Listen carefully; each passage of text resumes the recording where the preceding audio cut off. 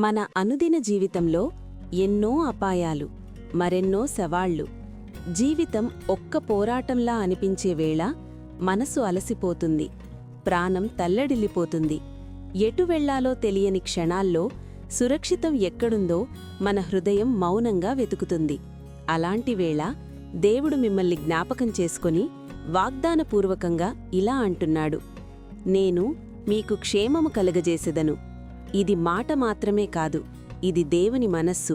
ఈ వాగ్దానాన్ని దేవుని మాటగా మీరు నమ్మినప్పుడు భయం క్రమంగా తొలగిపోతుంది.